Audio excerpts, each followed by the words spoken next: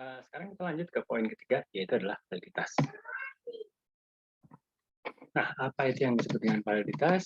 Kita bisa katakan validitas adalah seberapa baik atau seberapa tepat pengukuran yang kita gunakan. Intinya validitas mengacu pada kualitas atau ketepatan studi, prosedur, ataupun ukuran yang digunakan dalam penelitian.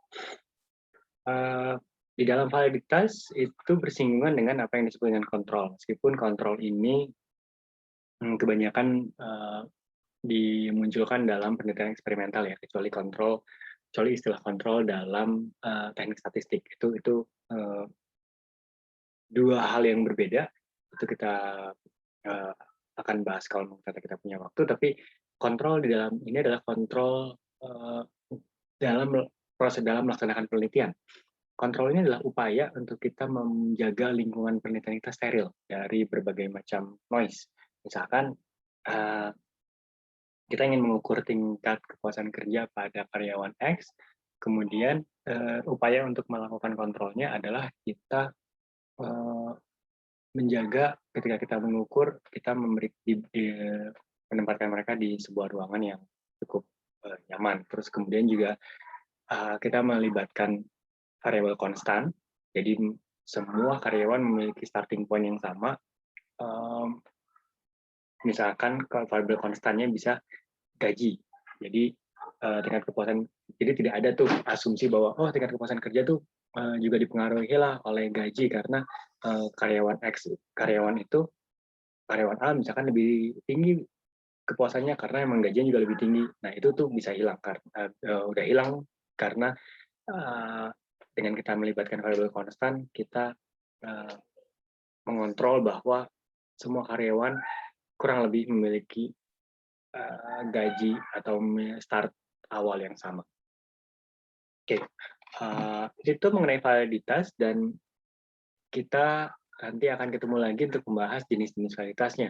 Validitas konstruk, validitas ekologi atau validitas eksternal, dan beberapa jenis validitas lainnya. Oke, kita masuk ke dalam prinsip etika.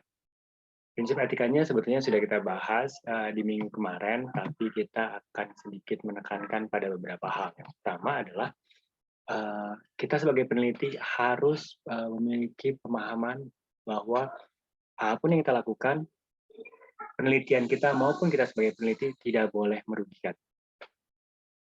Penelitian psikologi biasanya dalam kerangka kerja eksperimental sering melibatkan penipuan, deception, atau concealment, penyembunyian sebuah informasi.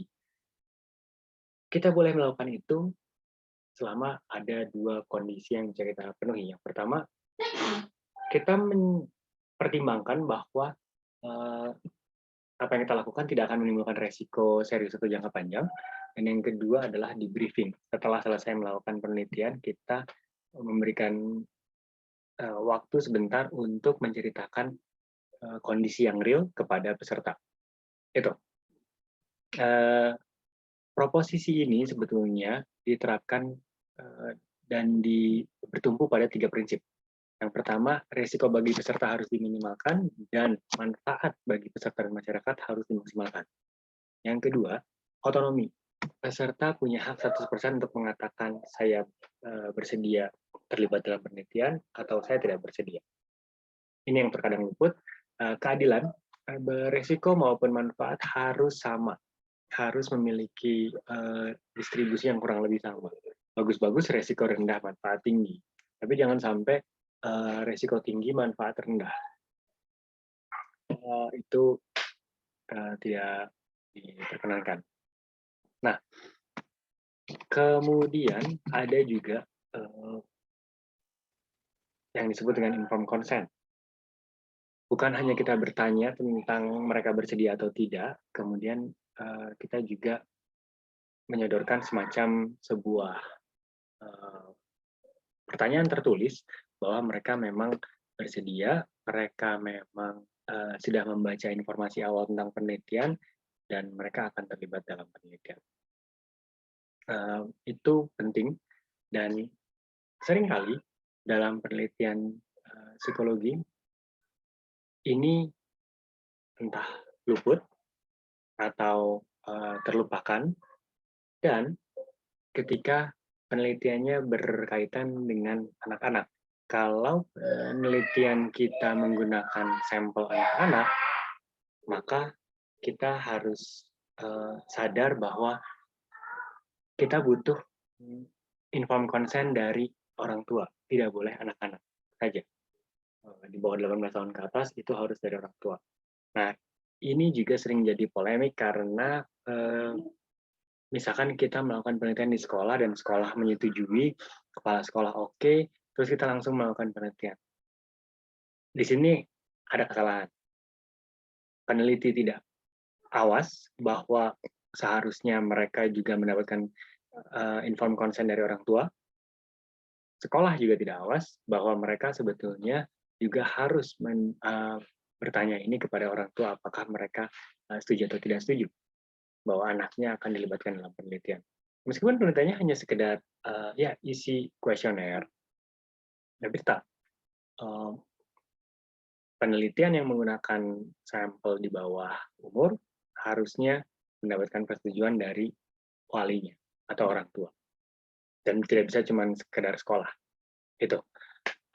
Jadi mulai dari sekarang kita harus lebih sensitif terhadap beberapa hal yang harus kita patuhi.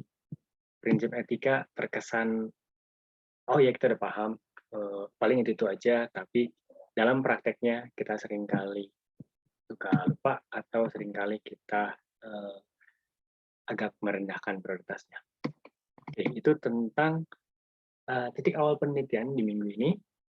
Semoga dengan materi-materi ini, kita mulai dari pertanyaan penelitian, variabel, kemudian validitas, dan terakhir kita tutup dengan prinsip etika, makin membuat pemahaman kita lebih matang dengan apa itu yang disebut dengan penelitian, dan semakin membakar semangat Bapak Ibu untuk mulai memikirkan kira-kira hal apa yang tertarik untuk dijadikan sebuah penelitian. Oke, sampai jumpa minggu depan. Terima kasih.